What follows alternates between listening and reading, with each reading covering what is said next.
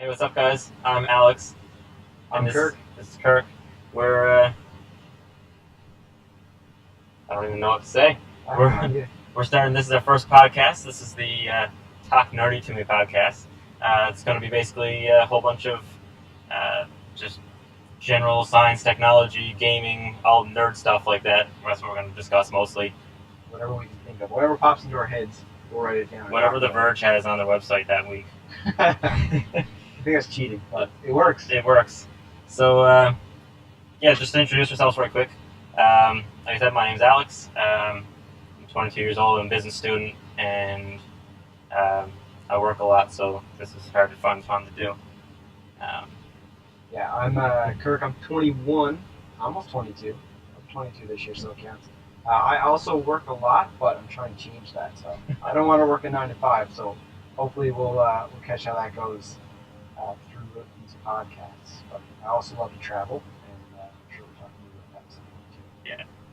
So yeah, travel is definitely gonna be a big thing, and we're both planning on trying to do a little bit of traveling to focus on a bit of photography too, because that's something we both are really interested in. So kind of start this off in terms of tech stuff. This week, Apple, first company ever worth $1 trillion. Good old Apple.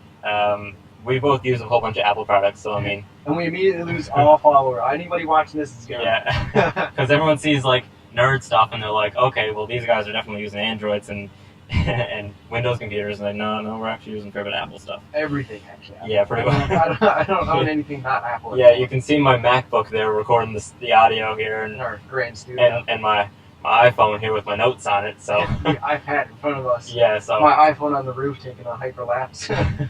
We are Apple fanboys, I think you would call it.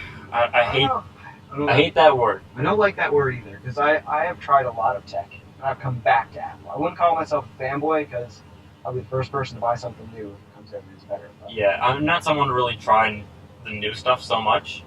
Like, since I've got my first Apple computer, which is that one that's sitting there behind me, I've had that one now for a few years. Since then, actually even before then, because actually my first Apple device, like I had, one of the old iPod Nanos, like a third generation one. And since then, iPod Touch, then I got an iPad, and then I got that computer, and then I've got another iMac. I've got an iMac, and I've had 3 different iPhones now. So like, I've had almost every iPhone there is. I skipped the 6 Plus, the 7 Plus, and the 8 Plus, and I don't have the 10 yet. And I'm iffy on it. I'm waiting for next year before I jump on that. But it's worth it. Yeah. Like I could do it now, but I'm hoping for USB-C. If they get USB-C, I'll love them. I don't expect it this year. USB-C is rumored for this year. It's rumored for this year. Two sides of the coin. I'm on the let's USB-C everything. I really hope that they do. Yeah, I don't know. We'll see what happens. But it's not surprising that they're first $1 trillion company ever. But there's other smartphone news coming up too. Like there's a whole, obviously coming in fall now, like likely a bunch of releases, right? So actually the other day Samsung accidentally released their whole Note 9 teaser. I've seen that. Yeah, so that was a big thing in tech and like smartphones in general. That's a marketing strategy if I've ever heard one. Yeah, I don't think that was really accidental, we'll say, right? But definitely a lot of stuff coming up soon that's really exciting to see. I follow way too much of that stuff because I can't buy half of it because I don't have the money for all of it. Yeah. Right, especially after you buy all the Apple stuff. Yeah, right? that'll hurt your pocket. Yeah, but what's really exciting is Red's new phone, the Hydrogen One. That's something else. They got FCC approval this month, or this past week. So that should be coming soon. It is. That's something that I would like to get my hands on. I have no idea. Do you have any idea what the cost of it is? Yeah, I think it's supposed to be like well over $1,000. It's gonna be iPhone 10, Note 9 territory. If it's only iPhone 10, Note 9 territory, that's still obtainable. It's obtainable, but it might be a little more. I remember when they were saying before it was like gonna be well over $1,000, just over $1,000 though. So that's something that I want to get on that bandwagon. When that drops, that is one thing I do want to be a part of. Well, that's one thing. It's something that's so much different than any other phone, but at the same time, it's like there's been other phones that have been way different and they've just been flops. Yeah. Right? I mean, you think of Motorola's done some stuff like that, LG's done stuff like that. I remember an LG phone with a 42 megapixel camera. That was crazy. but that was the only thing it did. Yeah, that was It was a Windows phone. Wasn't even that I remember that was a Windows phone, I think. it was. It had the big old bump on it. Yeah, exactly. Back and Windows phone. Like, it was a Windows phone. that just killed it. Yeah. So, At least BlackBerry's finally moving to Android now too. they got a keyboard though. They had that touch keyboard, and part of me wants to feel it. I haven't held it in my hands, but yeah, I don't know that. There's something about just the simplicity of like the iPhone, and even some of the other Android phones. They're just screen. I mean, like I've had a history with Android phones as well. I've had Nexus devices. The 6P was one of my favorite phones I've ever owned. The Pixel 1 was amazing. I love mine. Girlfriend still has it, still uses it. Never jumped on Pixel 2, but and then Samsung. Bad history with Samsung. Yeah. My Note 1, I bought the first Note 1 when it actually met it. That was my first like insane phone. Yeah, horrible. It was terrible. It was like dead from a rival, and they wouldn't do anything for me. Well, yeah, that's the S8 Plus was, or the S8. S8's a good phone. Yeah, that's where I think Samsung turned a page, where I think that their phones really, like with the S8 now the S9, they really look good, and they're really good phones that are actually a good option. Because I always found that Samsung phones, because of that, like the whole skin that's all over the on software, like it just wasn't a great option, just because Touchways. Yeah, it just didn't, it wasn't nice because there was doubles of every app on the phone. Like, it just wasn't a nice app. When I got the S8, I was so pleasantly surprised at how much they cut down on that. Yeah. And I would like, and actually, you know what? Even since I came back to using iPhone, because I was on hiatus for a solid 12 months. Yeah. When I came back to it, there's so many more apps I could just get rid of before you were stuck with everything. I'm like, nah, I don't want that. That's right, you can do that on the iPhone now. Like, I couldn't. Well, yeah, it technically just hides it, so like, I think it still takes up the space in your phone. I'm not sure, I can't remember the exact details, but like, to be able to move that stuff out of it if you don't want it, it's. Yeah, I don't mind that it's there. I just don't like seeing that it's there. Like, I like nice, clean, minimalist screen. Yeah. As much as I can. Yeah, if you look at my screen, it's definitely not that. There's way too much stuff on the go. I think mine's getting bad, but that's. Yeah. So if you're watching actually on YouTube right now, like, this is all of my apps right now. It's not in focus because it's a manual, but like, there's a lot of stuff here. I've got good 200 apps on my phone. I went through a purge and like got rid of everything I thought I didn't need or hadn't used in a while, and since then, it's been great. That's the thing. I do a purge all the time. Every now and then I'll do a purge, but when I purge, I clean out a good like 5 apps. Oh yeah, no, I cleared out like 30. I was like gone. The most I think I've ever cleared out in one time is maybe like 15 or 20 apps, and like I have apps sitting there that I haven't used in well over a year. Yeah. Like I've never used them on this phone. They're just there from when I just imported everything from my iPhone 6 that I had before this. Yeah, totally different. If I don't use something for like a week, it's gone. I'll download it again if I need it. But like, I've been using a set group of apps, like the Filmic app for a video on my iPhone is amazing. The DJI Go app I just got the Osmo little gimbal, which is so far amazing. I can't wait to get more shots with that. I'm not a big fan of that app. I think I need it just to pair it, Osmo stuff initially, so I'll keep it there. But other than that, Filmic and some software on my iPad, like we'll need that DJI app if we're investing in drones. That'll happen eventually. Yeah. Mavic Air is, I think, the absolute way to go with a drone. Yeah. Like, if you're looking for a drone that's just like consumer level, you're gonna do a bit of stuff. It's not anything hardcore. Still has 4K. It shoots 4K. It's got that 3-axis gimbal. That's the step up from the Spark. Spark's only got 1080p and 2-axis gimbal. So I mean, like, everything about it just screams. And the size is a big thing for me. Size. It's a bit cheaper than the Mavic Pro, but shoots just as good quality. The only downside is that maybe it wouldn't handle as much well in a bit of wind. But from everything I've ever seen about it, is that it handles great in like anything that people put it through. Yeah, for sure. I mean, St. John's here is a bit windy, but I'm sure you can get some footage out of it. Well, I know I know 1 or 2 people that have Mavic Airs here. Yeah. And they use them all the time, and they've never had trouble. So I mean. And it's small. Like, it's so compact. I am a huge, like, everything I own has to fit in the smallest space possible. That's why, like, I like to shoot. I'm trying to get a good mobile setup going. It's a topic I'm interested in, but the Mavic Air fits into that. For a drone with the capabilities it has and the size it can fit into, it's amazing. Yeah, I like that too, but if you've ever watched my YouTube channel, link in description, you'll see my whole setup for video. It's not small. It's awesome. We have such a contrast in mindset and like what gear we use. So Yeah. the vast. I mean, we use Apple stuff, yes, but like my kit fits in a 6-liter bag currently Yeah, I carry a huge backpack and then another bag, in your car. and then everything goes in my car, and then there's just other things just tossed in the car. Yeah. Right. Like my whole video setup, like vlogging setup and everything, is a Canon T6i with a 10 to 22 millimeter wide angle lens with a Rode Video Mic Pro. I have the micro. Right. We did a review on that. Yeah, so that's a good one too. But yeah, it's just like a whole big setup versus these little tiny cameras that this And guy's even over like here my using. mic, my lav mic is like smaller than my pinky finger. I like Yeah. cut off half the cable that's on it, so it's like so it would fit better in my pocket. Like, Yeah. everything I have is so tiny, and but it's because I'm trying to get more mobile, so I can travel more and do more. I even edit videos. I'm starting to learn how to edit on my iPad, which has been a really great experience.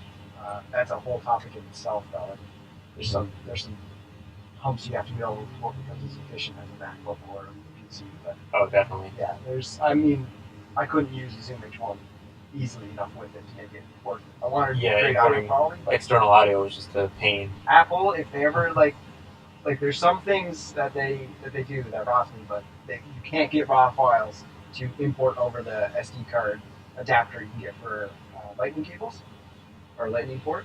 But if that could be fixed, it would be so much easier. Oh yeah, for So sure. much easier. This thing would it's so much faster than my MacBook. I mean, my MacBook's a 2012 MacBook Pro, so it's not new, Mhm. but man, it's crazy how fast I can live render video on the iPad. Oh yeah, the processors in the iPads are like, And this isn't even the Pro, so Yeah. Pro must be insane. This is just the 2018 iPad. yeah, exactly. Well, the 2018 ones, they've definitely upgraded a lot, and they're getting close to the original Pro territory. I am Right. running the iOS 12 beta. Yeah, And Same it's- on my phone. Yeah, oh, you got it after? Oh yeah, Yeah, it's Yeah. good. So actually, one thing that I noticed it has is the swipe from the corner. yeah. That keeps It's it from the same as the iPhone 10. Yeah, so I think that's hinting at the next generation of iPad having a lot less bezels. Yeah, that's the And- expectation. Yeah, no more button. I'm assuming there's no button. I think it's going to be all. Well, considering they're completely going all in on gestures in the iPhone, Yeah. I would think they're going to do the exact same thing with the iPad. Yeah, for sure. Right? There's no way they're gonna continue that on. But like, and I also wonder about like Apple moving forward in terms of other devices too. Like where are they going with the Apple Watch and Yeah. stuff like that? And like, because I look at the Apple Watch too, and it's like there's absolutely no competition for it. None. Right? Their only slight bit of competition right now is with Fitbit, and Fitbit sold less than half the Yeah. same. Like in their earnings call last week, Fitbit reported sales of less than half of what Apple did. So And, like- there. And yeah, that speaks volumes. And there's no one else even close to that, right? I mean, Samsung and Motorola and stuff that were making some devices, they're just completely out the window. Yeah. Right. Would not recommend. I haven't dove into the smartwatch territory mainly because I don't. That's one device that dropping the 400 Canadian plus it is. What's Yeah. the cheapest one? 369 or something. An Apple Me. Watch for like $359, yeah, Yeah. Canadian. Yeah, something like that. So for me, Yeah. it's I'd rather buy you can buy an iPad, a 2018 iPad for almost that. Yeah. Much better device for the money, but still amazing. I wouldn't drop the money yet. Maybe Yeah. if they come down to the $200 mark, I would. I've but been really close to getting one, for so long. it'll but I- complete the system. Yeah, I haven't been able to get myself to do it. Right. I finally got a pair of AirPods this past this spring, right? And then I said, well, if I'm gonna go running, I need my AirPods and my Apple Watch so I can just leave my phone at home. And then I need of course That's I how need, they get you, right? and then of course I need the Apple Watch with the cellular so I don't miss a text or phone call. So that's $8 billion Yeah. right there. So I mean, I harp on Apple all the time, but I love their devices. I love their quality, and I love how that ecosystem sucks you in so quick. the ecosystem is just incredible. Right now, you just. Yeah. I was like, oh shit, I don't have Wi-Fi on my iPad. AirDrop Yeah, let's just drop over our notes and stuff here. in 2 seconds. In and 2 I have seconds it. you had it, right? For editing video that I shoot from my iPhone, AirDrop it Just over. drop it over. I used So- to do that a lot. Before I got this camera, that if you're watching on YouTube, you're seeing this video from. Before I got this camera, I was shooting lots of videos like on my phone, right?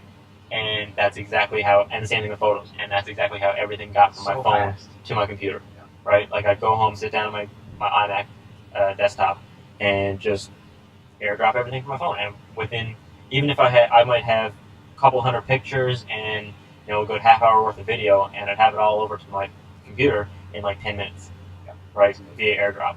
It's incredible. Like there's nothing else that can do that in the world. Another thing that Apple has impressed me of, which was, it's a sensitive topic, but the new MacBook Pro. Yeah. Okay. 13-inch MacBook Pro with the Touch Bar, the newest one, like that's amazing. I don't want a 15-inch device. Like I just don't Yeah, want that's to the carry same. that around. I'm saying so. There's no way that you're getting a 15-inch laptop in anything I own. I'm soon ready to ditch the laptop altogether and go to an iPad. But the 13-inch MacBook Pro is insane. That's one thing. That's one thing that I've looked at possibly upgrading too. Is like I've had like I can tell that laptop that I have there is definitely getting to the I remember close some to the slow, end of its useful life. Yeah. Oh yeah, when we were in engineering a couple of years ago, Yeah. and we were doing a design course, right? Oh man. And we had to, and I was trying to use my 2012 MacBook Air with 4 gigs of RAM to render stuff in SolidWorks in like CAD programs, and man, oh man, like I would adjust one thing and wait like a minute or two, and then adjust the next thing. But it worked, and that was the thing. Is I was able to do it, and that was something I didn't have to do very often because, of course, there were more high-powered computers, in the labs that I could use whenever I was there, right? But if I wanted to do something in a pinch, I was able to do it, right? So that was really cool that I was able to do that with the Mac. So don't ever let anyone tell you that a Mac can't do something, because it can. Yeah, and I mean, you can figure out a way. Worst case scenario, just put Windows on. Yeah. If you're worried about things not being compatible, I've got my 2012 MacBook Pro, model mid 2012, I think. So it's before I can still upgrade the RAM and stuff and the hard drive, and it's great. But so I've got my SSD and it's split in partitions, so I can have full-blown Windows and Mac. It was so much easier than I ever expected because everyone's like, oh, you won't find through boot camp, right? Boot camp, yeah. Yeah. No, it was like 10 minutes. 10 minutes of work, and now anything I need that's Windows only, which I haven't come across yet. Nothing. Yeah, there's not much. Now the only app I've gone back to Windows for is their base 3D builder. Oh yeah. For 3D printing because it's so simple to use. Right. Yeah. Like that's the only thing I've gone back to. Yeah, I've got it. I've got Windows on my iMac at home. I used to have it on my MacBook, but not anymore. Just kind of, I don't really need it there anymore, just for what I'm doing. But like on my iMac at home, I do have Windows, but I took a little more work into it and got Parallels to put for it instead. Just because I found Parallels to be something that was a little simpler. I didn't have to reboot every time I want to switch. So, that's nice being able to do that. So I can actually literally just like flick over. I can have both of them open, right? But the same thing.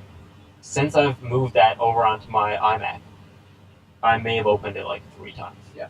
Like I haven't come across anything to date that I haven't been able to do. Only program that has really been an issue for me that I've like the program that caused me to do it was AutoCAD actually, or not AutoCAD because you can't get an AutoCAD Mac.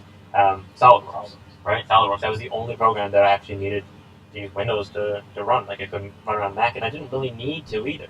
That's the thing is I didn't need to do that, right? It was just convenient to be able to have it, right? So that's why I did it. Yeah, no, it's good. Yeah. I and also like trackpad on MacBooks, you can't beat. Yeah. There you go. Yeah. Hey. Oh yeah, it's getting darker. I Yeah. wonder how our time lapse is doing. Yeah, we got a time lapse going on the roof because we're shooting in my car. Looks like you got low battery, so probably stopped. Let's fix that. I wonder how long ago that happened. Well, it got midway through because it was directly. So that might turn out great. Well, we'll see. All right, we'll find out. I forgot to plug the battery. We'll find out about that and we'll let you know. Yeah. Moving on to some other stuff though.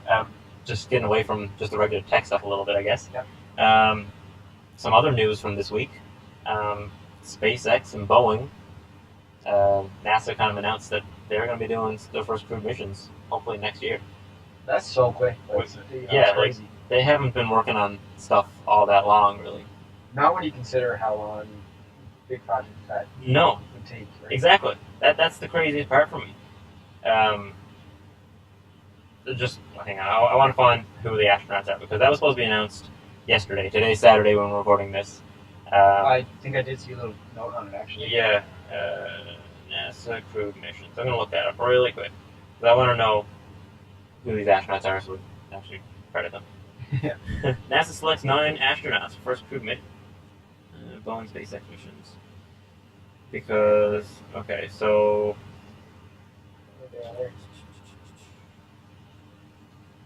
yeah, nice picture of them there. So the first crewed test flight of SpaceX Crew Dragon capsule is going to be at NASA astronauts Bob Behnken and Doug Hurley. So they're going to be first ones. Yeah, because they're supposed to be doing that first test like in April of next year. So like that's really soon. That's coming up so That's fast. crazy. And then they're like that's just a test flight. Yeah. So they're not going to actually go to the ISS or anything. I think they're planning on going to the ISS in like July or something.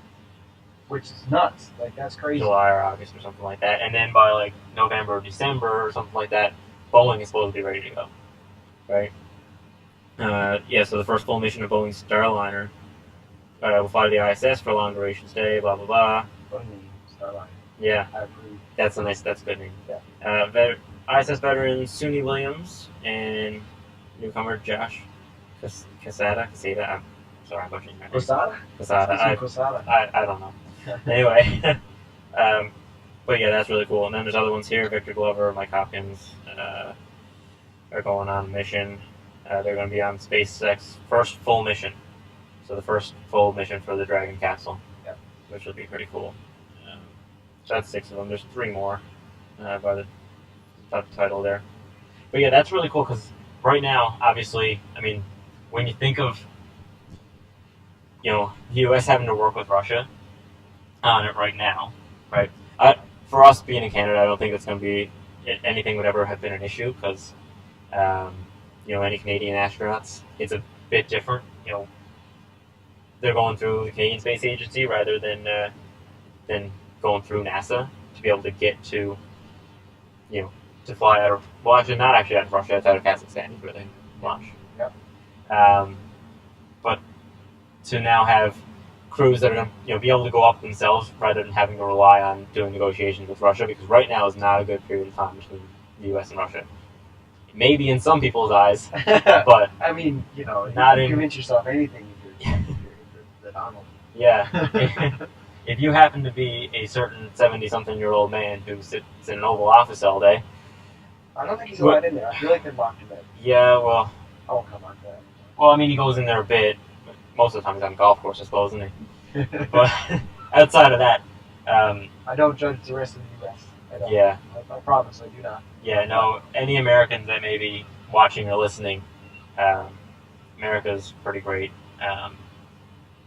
You're our friendly neighbors. We love you. Yeah, you're good. I want to come visit actually very soon. Yeah, same. Yeah. Well, actually, I was there not long ago, so I did visit Florida for. I'm going to Florida later this year for sure. That's confirmed. Yeah, so possibly. Yeah, we'll see. I'd love to do New York too. That would be amazing. So we'll see how that goes. Yep. I mean, I think we're running out of planned stuff to talk about here. We are. We've got that rogue wave. Oh yeah, so rogue waves. Yeah, I was reading something this past week when I was kind of looking at different topics and stuff, and just reading on The Verge and whatever, and different just news outlets about tech and science and stuff like that. And supposedly, some scientists figure out the Bermuda Triangle whole phenomenon. They're just it's just rogue waves. Basically, the ocean gets angry and swallows things. Yeah. That's what happens. That's the gist of it, I guess. I feel like we kind of knew that, but we didn't know why. Yeah, but what it is actually, no one really explained rogue waves until the early 1900s or something. Yeah. So that had been a long-standing thing that every now and then, of course, rogue wave would happen and ship would go down, ship would wreck, and you never know about anything that happened, right? Yeah. But I guess where they hadn't been really discovered per se, for a long time. I guess they only just figured, 2018? Put it all together now. That's what happened. My question though is how does that explain planes?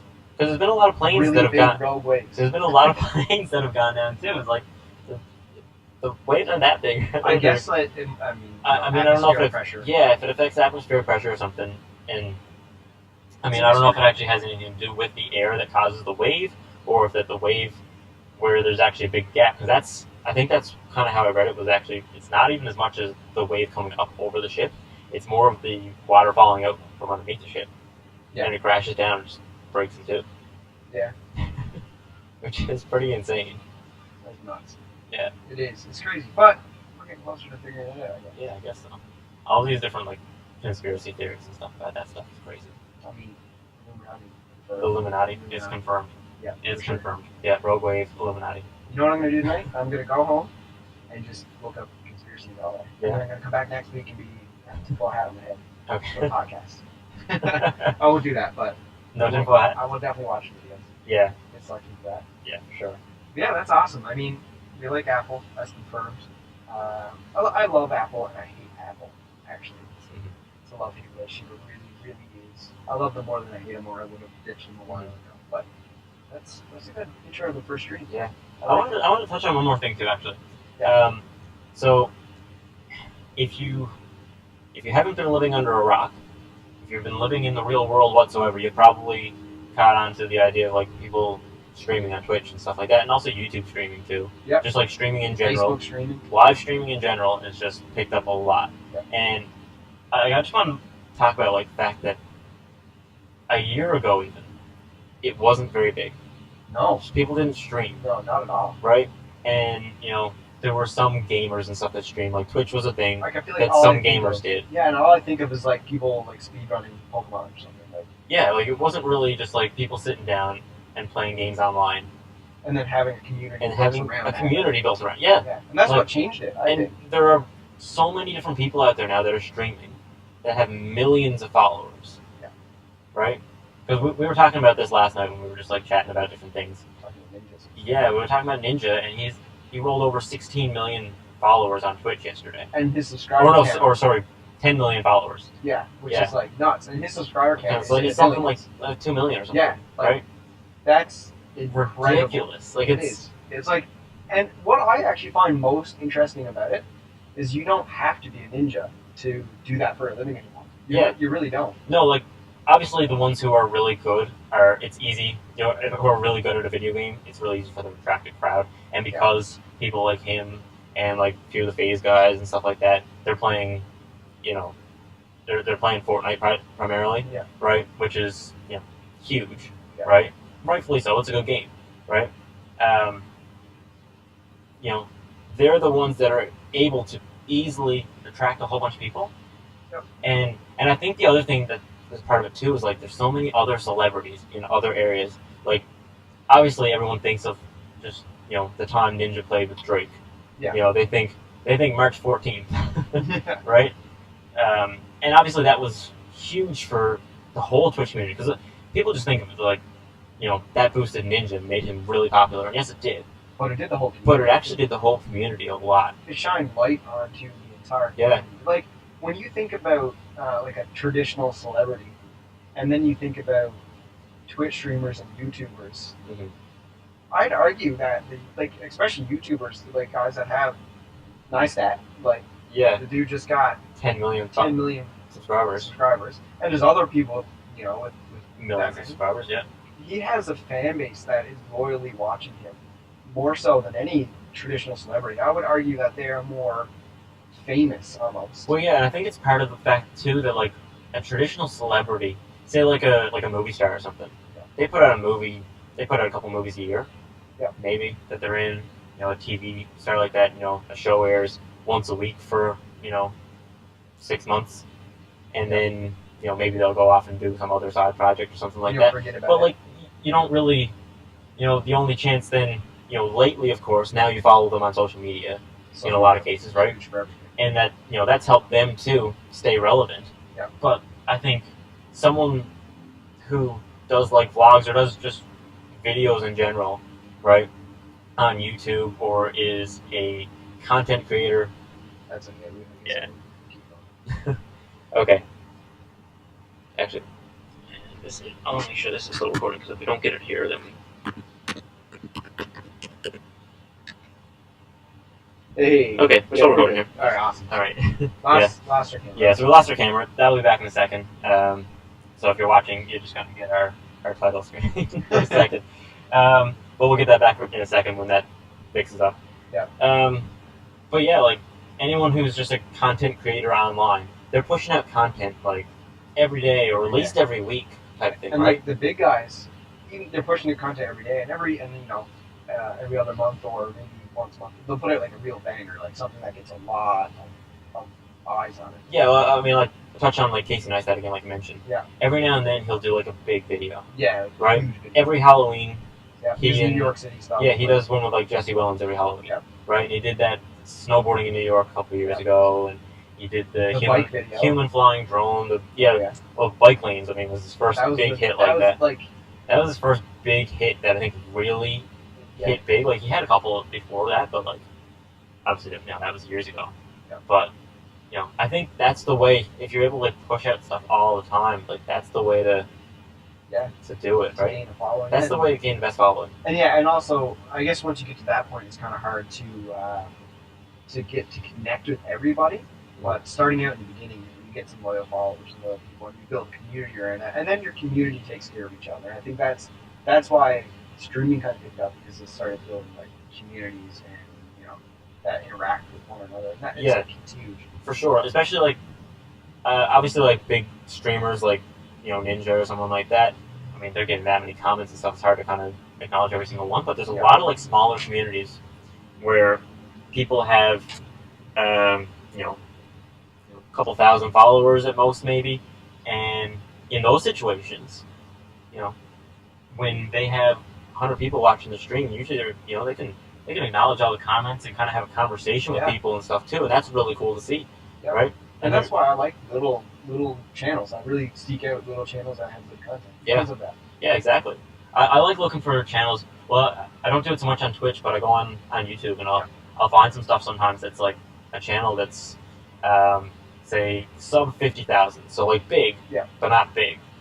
Yeah, they're doing well, right? Yeah. Obviously, they've done something right that people are latching onto their content, right? Obviously, a lot bigger than where either of us are at. Yeah. But obviously they're not huge. Not everyone knows the name. But they always tend to have some of the best content. Yep. Because they're trying to make something that's good, so they're able to continue to grow. And they're at the point that they figured out what their thing is and what their audience wants. Yeah, they pick their niche. They pick their go-to audience. Yeah. And they've started to build a following of people who care about their content. Yeah, so it's always really cool to see those types of. And you're in that early stage where you get to be a part of that growth, because I mean, once you get to like a huge channel like Neistat, I mean, I can't imagine it's easy to kind of voice it.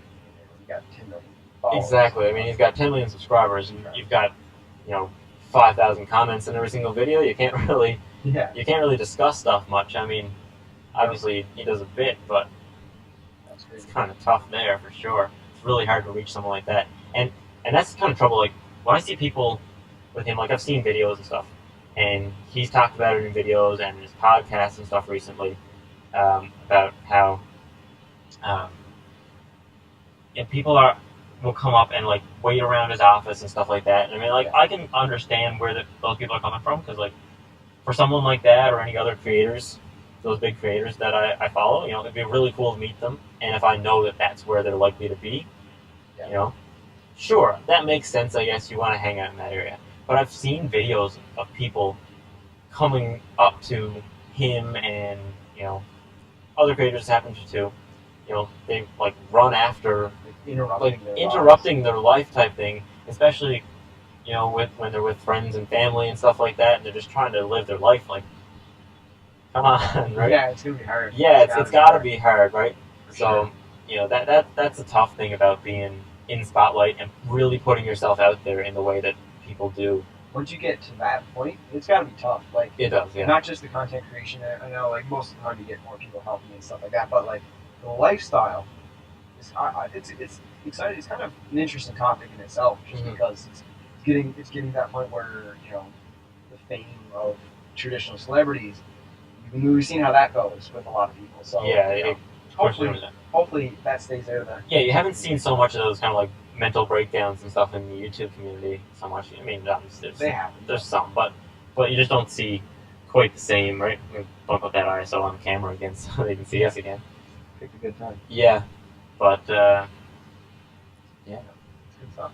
anyway, we've been going for a good 35 minutes. I think this is a good length for a podcast for us. Yeah, I think so. I don't think us doing. I don't think a 2-hour podcast is kind of what we want to get into. No. Right. I think sub an hour. Right. So I think half hour to 45 minutes is the perfect length. Obviously, that half hour point is where my camera cuts out because it's a Canon, and they all do that unless you have some really high end stuff.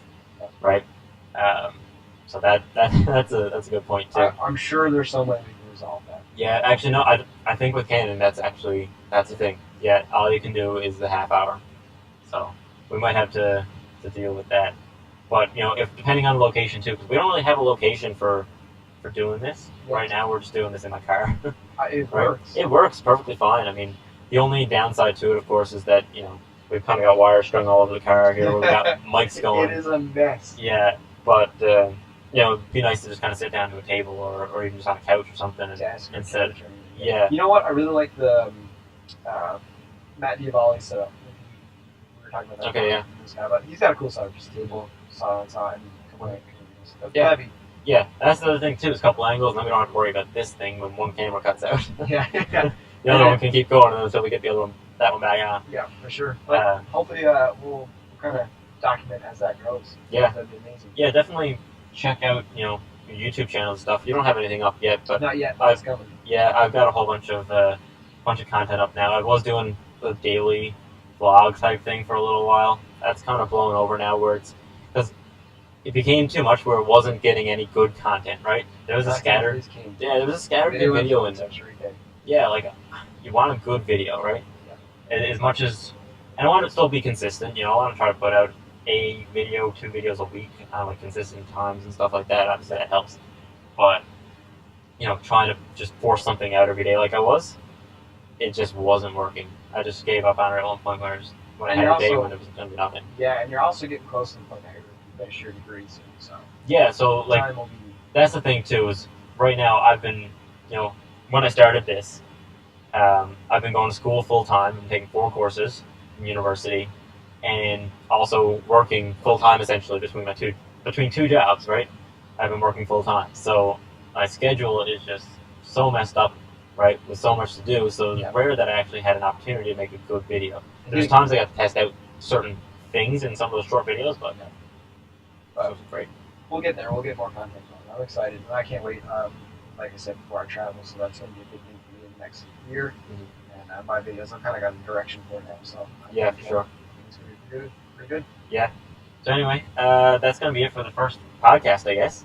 Like I said, if you're watching on YouTube, obviously subscribe. Subscribe to our podcast wherever you're listening to it, of course. We'll have it linked. We'll have everything linked in terms of our YouTube and Twitter, Instagram, all that stuff. Yep. All that good stuff. Check all that out for sure. Be sure to check us out on especially our own other YouTube channels to see the other content that we're doing.